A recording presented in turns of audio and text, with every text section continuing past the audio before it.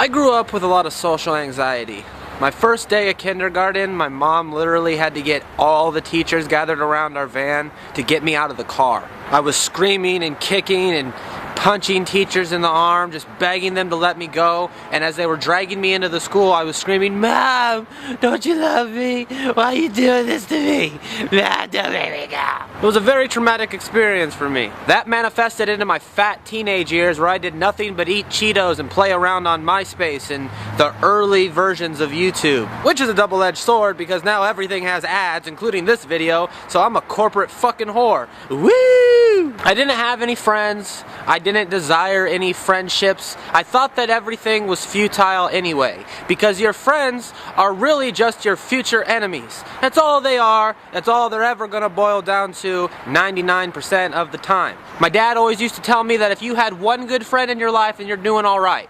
And I sincerely agree with that. Every time I've crowded myself with people, it's ended terribly. But I realized last night that I have a real problem. This isn't just a minor issue anymore. It's gotten to the point where I don't even like going to the grocery store because there's people there. I don't like going to the library in the middle of day because that's when the most smarmy college kids are gonna be there, and I can't fucking stand it. I hate people that I don't even know, that I've never met, and I probably make false assumptions about every single one of them. But it's always something small that strikes an epiphany, you know what I'm saying? It's never something like huge. It's not getting fucked over by a bunch of people. That doesn't strike your epiphany. It's something really small, generally. And last night was no different. As we were pulling out of the grocery store, I saw these two college kids. One of them was just wearing a hoodie, and I didn't really notice him too much. But the other guy had a tuxedo on, and he had a really long skateboard. And I fucking despised him.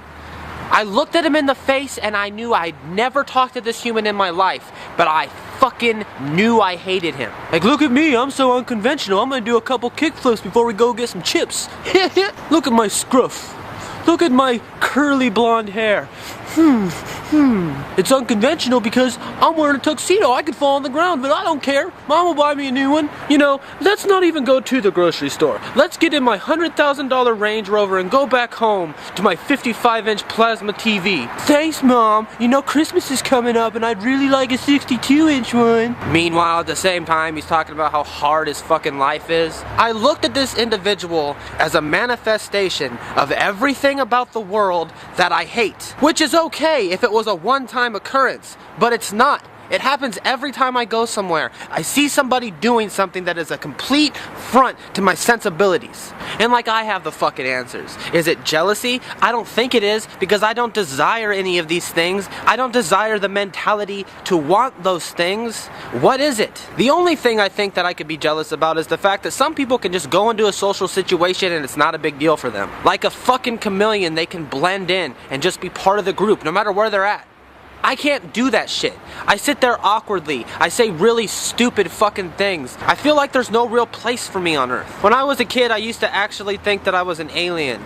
That my alien family didn't want me, so they came down to Earth and switched bassinets, and I was just this alien child growing up with these people that I didn't understand at all. And these are childhood problems that when you grow up, they turn into real fucking issues, and I've never addressed them, and at 24 years old, I don't know how to address them. The other night, we picked Tim up from karaoke, and I went outside to smoke a cigarette, and there was a couple people out there, and I have this jacket, and on the side, there's a patch on it that says John. This girl was outside smoking her cigarette. She had pink hair and was like yay tall, and she goes, "Hey, is your name John?" And I look at her, I'm like, "Excuse me?" She's like, "John, your jacket, is it your name John?" I'm like, "No, my name's Cody. It's just a different horrible 4-letter word."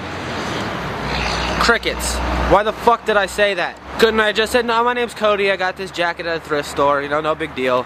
Instead, I have to say some really lame fucking joke that I know is lame before it even comes out of my mouth, but I can't stop myself. Every single day, something else happens that makes me feel like I'm the most awkward motherfucker in the entirety of human existence. And I know that that might be a stretch. There are certainly more awkward people than me, but for fuck's sake, it doesn't make it any easier. Social anxiety is crippling, and I don't know what to do to change it, because I can't make myself like social situations. I can't enjoy them, no matter how hard I try to delude myself into doing so. I'd rather my YouTube audience communicate with me than going to some fucking store or going to some bar and having to force myself into these situations that I don't want to be in. I'm gonna turn into a fucking hermit that just sits inside his house and never leaves. You watch. And the real funny thing, I still want to go to LA. Why? I don't know. I don't understand my motivations anymore.